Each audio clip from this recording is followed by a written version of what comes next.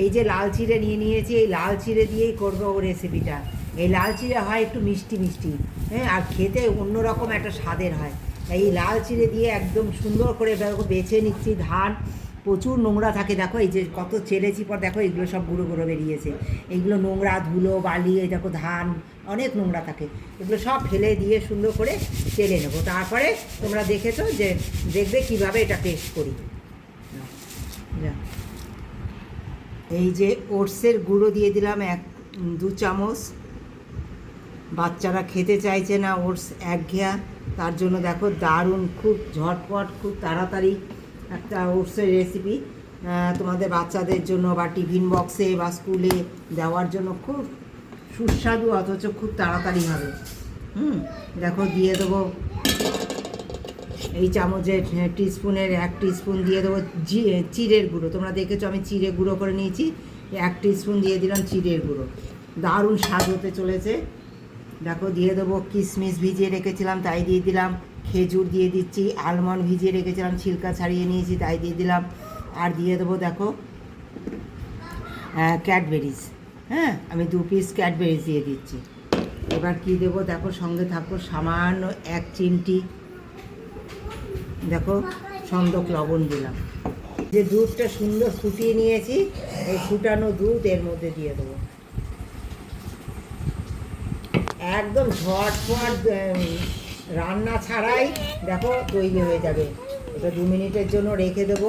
তার মধ্যে কি রেডি করে নেবো তোমার সঙ্গে থেকে দেখো, দারুণ লাগবে কিন্তু খেতে। বাচ্চারা একঘেয়া খেতে চাইছে না ওটস চিড়ের রান্নাটা, এইভাবে গুঁড়ো করে নিয়ে চকলেট একটু দিয়ে বাচ্চাদের দিয়ে দাও, দারুণ স্বাদ করে খাবে বাচ্চারা। এই চকলেট ওটস দারুণ লাগে খেতে। তোমরা দেখো এটা মাখিয়ে আমি রেখে দেবো। জাস্ট তোমরা ড্রাই ফ্রুটটা তোমাদের পছন্দ মতো অনেকে অনেক রকম দিতে পারো। আমার যতটুকু অ্যাভেলেবেল ছিল আমি ততটুকুই দিয়েছি বন্ধুরা। এইবার দেখো এটা 2 মিনিট পরে ফিরে আসছি, দেখো কতটাই জমে গেছে। এবার একটা কলা দেখো কেটে নিয়েছি, হ্যাঁ, পিস পিস করে।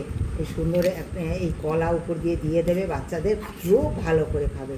বাচ্চা বলো বয়স্ক বলো সকলের জন্য একটা হেলদি ফুড তৈরি হয়ে গেল।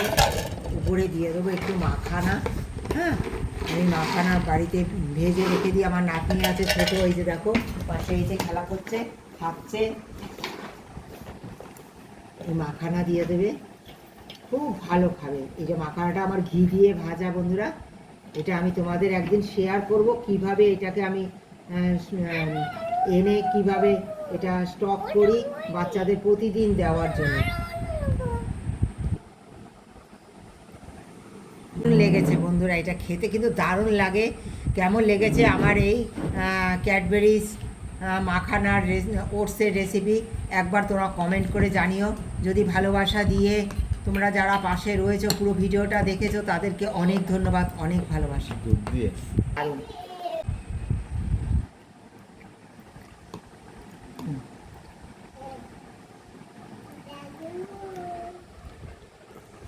দারুণ,